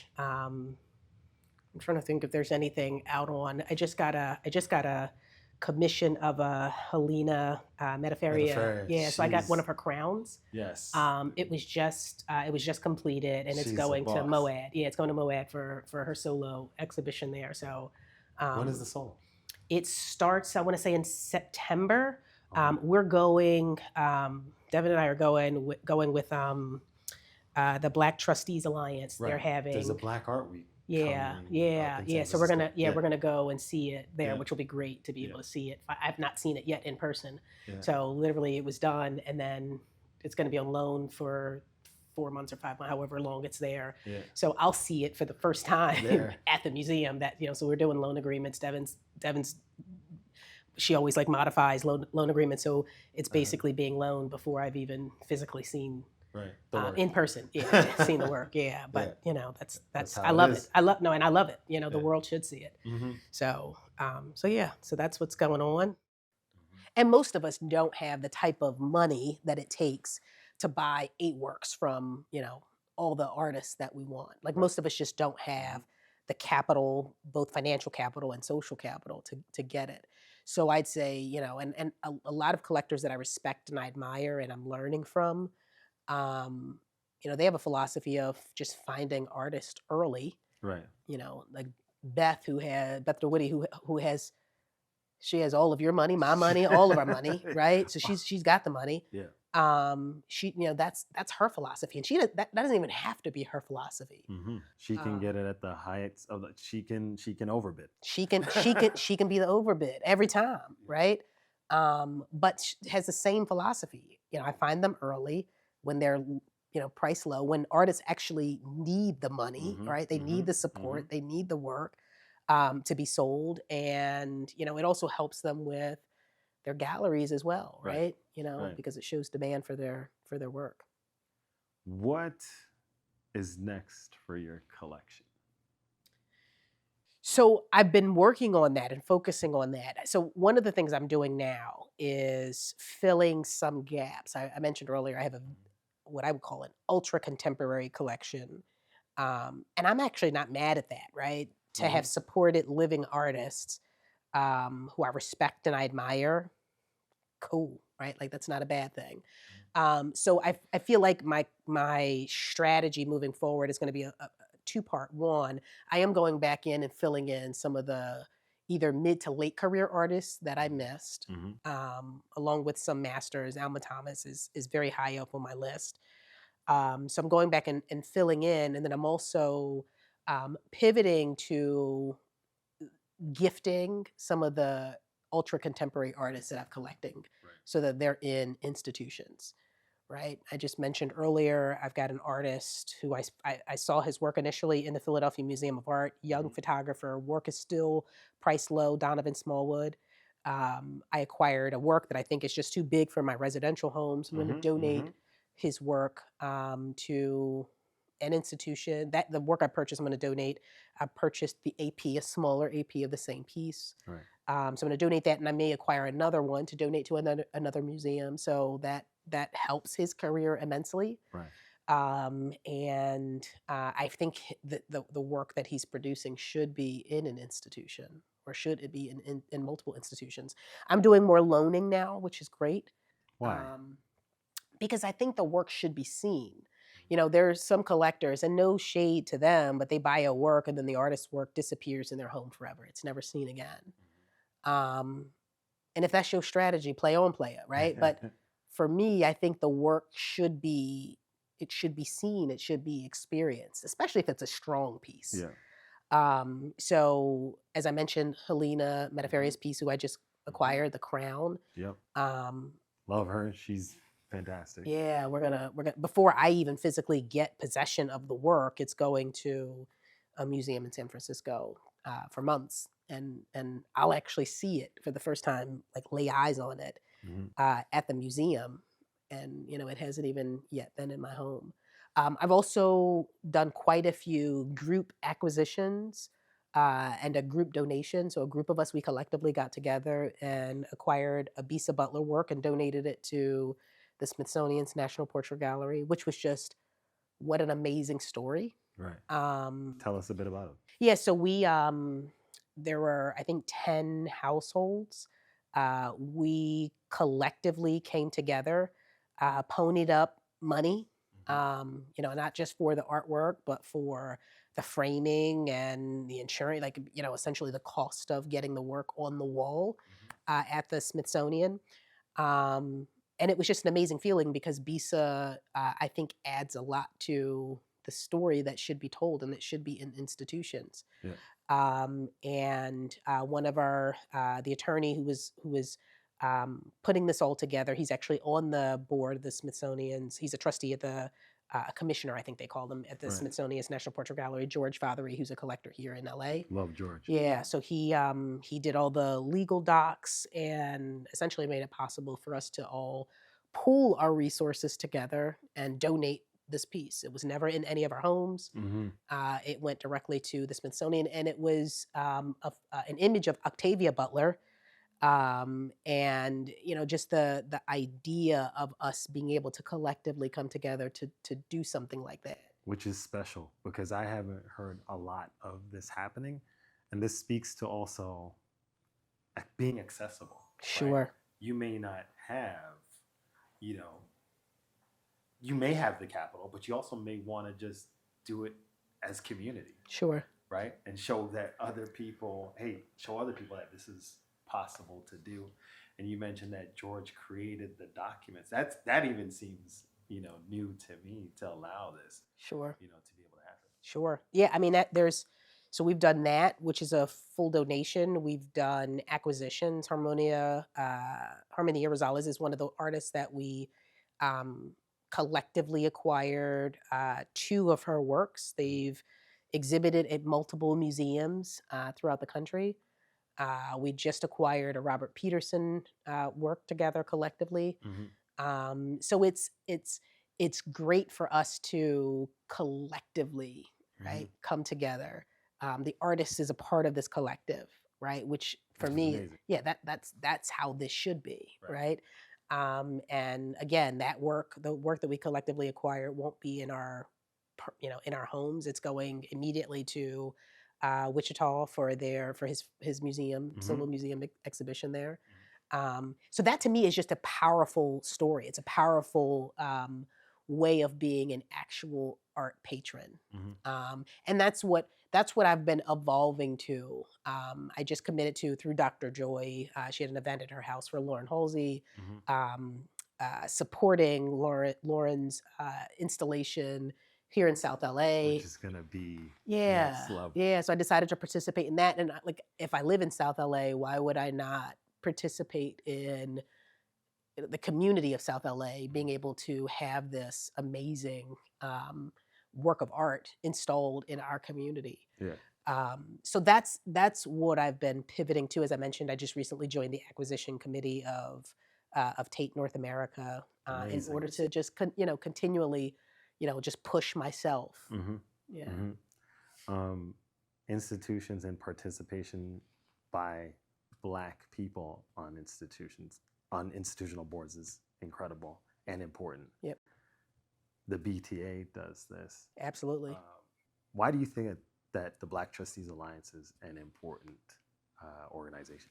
One, to put us in spaces and rooms to know that we're not alone, right? I think that's vital, right? Like I'm in financial services, which in the space I'm in financial services, when I go to conferences, when I go to meetings, I would be the only Black face in a sea of white men, Mm-hmm. right? Like that's been my entire professional career. I feel like in art, outside of going to a Black-owned gallery, it can be very much the same, right? Mm-hmm. So I feel like just the camaraderie of we're here, right, is invaluable.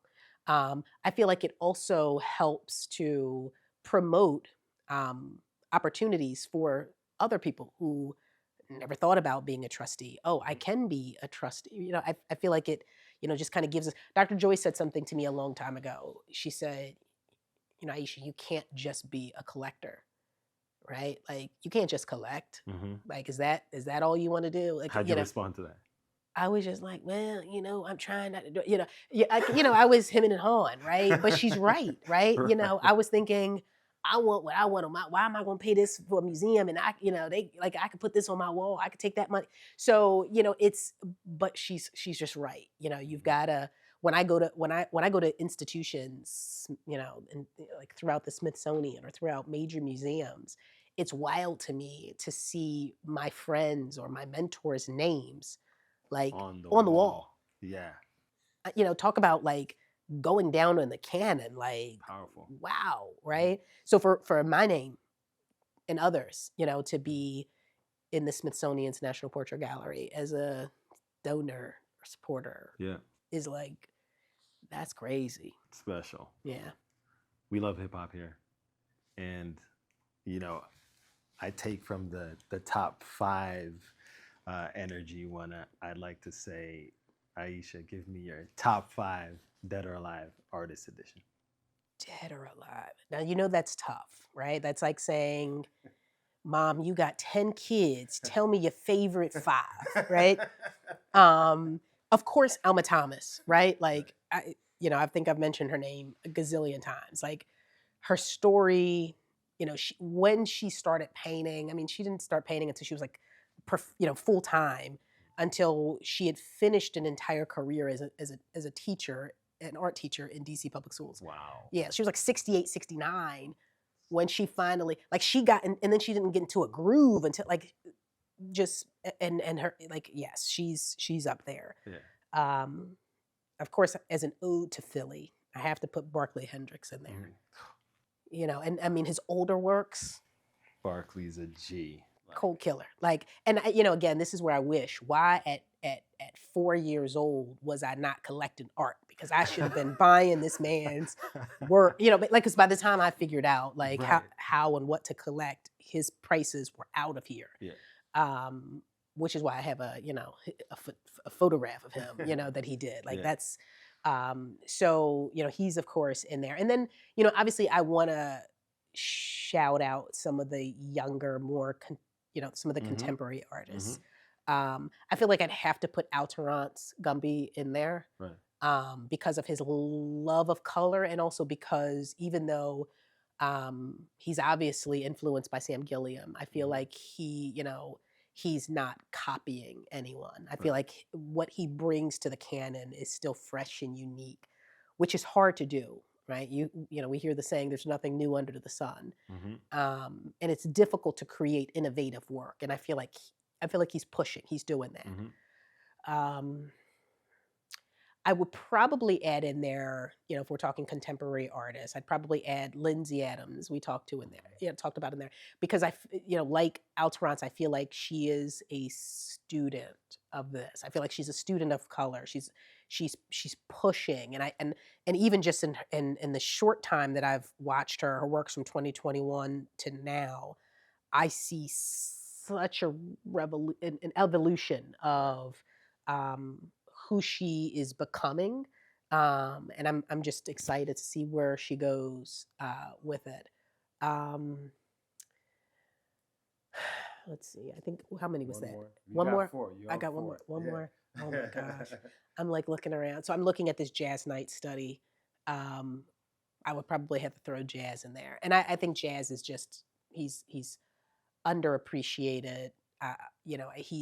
He's such an amazing painter, Right. right? Like he's studied the greats, and he's taken that and he's reimagined it into how he paints. He's a New York-based painter. He's a portraiture artist. However, um, I just love his, and he's actually going to be in a upcoming exhibition at the Met.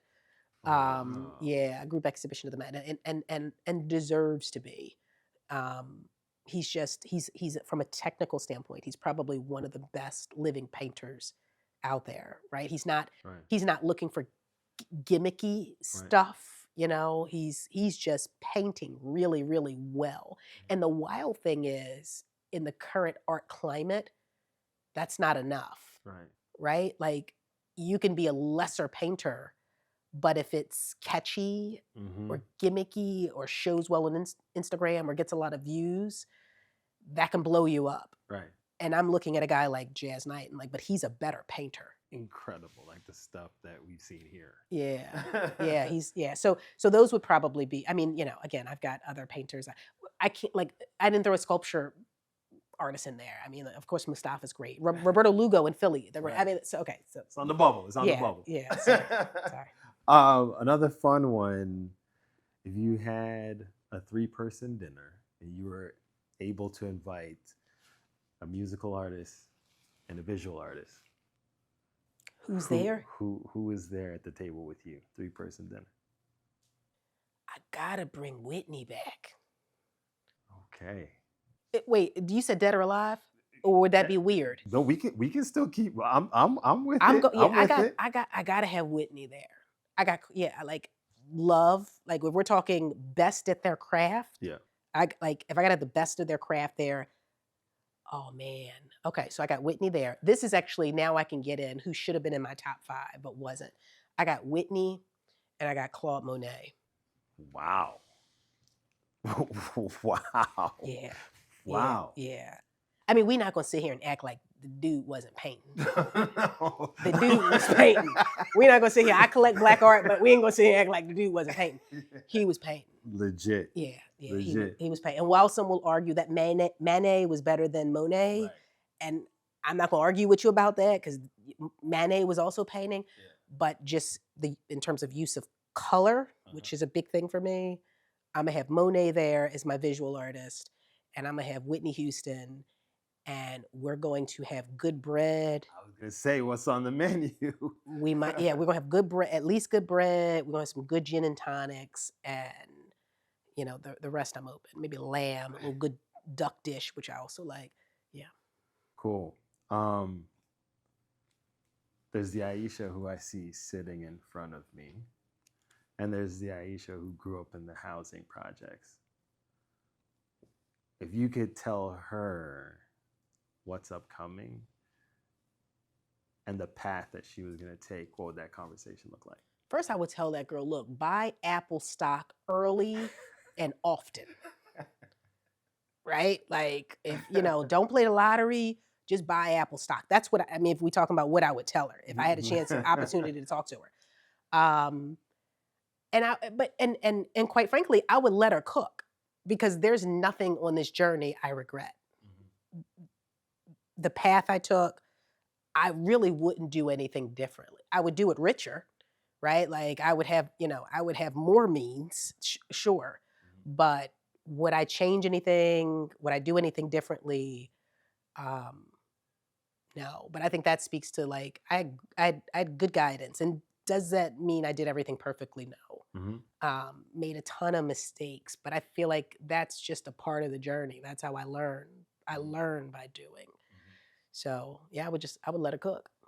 Love it, love it. And finally, you've done a lot. Kudos to what you're doing and showing people that, you know, it's possible, means or not, how to do things as a group, how to participate in this art world, how to participate, how to understand stocks, real estate, etc., to be able to get here.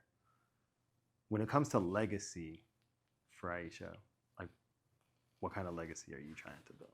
That's exactly what I'm trying to figure out. That's a haunting question for me. Where is this all going? Right? I don't have children. I have a niece. I have a younger brother who is. You have a guy on the couch. I'm just saying, dog. I'm just saying. I'm just- You know, that's what I'm trying. You know, so the Barnes Foundation, which is in Philly, Albert Barnes went to my high school, and he created this foundation that exists today. I look at that as a model. Like, right, is that what you do, or do you donate to? You know, he had amassed an amazing collection. I think he's got like 80 Renoirs or something nuts. Like, yeah, like dog just was just nuts. So it's and then started his own museum. I mean, he has more Renoirs, I think, than any other collection in the world. Wow. Is an individual collector. So it's like, you know, do you just do that and just start your own museum? Do you just start gifting works in your lifetime to institutions? You know, do you leave it to family? Do you? That is what I'm still trying to cultivate. You know, I don't even know where this is going. You know, I've gone from I bought my very first piece of art in February of 2021, and today I have I think 135 works of art. Wow. So what, you know, at that rate, you know, and I'm 46. So at that rate, you know, am I going to have thousands of art? Like, I don't, you know, so where is this going is still what I'm trying to figure out. And that is the question that somewhat keeps me up at night. Like, where does this go? You know, I would love to leave some sort of foundation in my mother's name and my grandmother's name and my name. You know, that to me is how you live forever. That is immortality. Right? You know, just the gift of these things, the legacy of these things. So we'll see. Well, thank you for letting me do this with you. This has been great. I appreciate you as a friend. Likewise. And for letting us have this conversation. You're awesome. This has been great. And also it stirs up questions for me as well. So thank you for being here. I appreciate our friendship. I appreciate you doing this because it's necessary. So thank you. Thank you.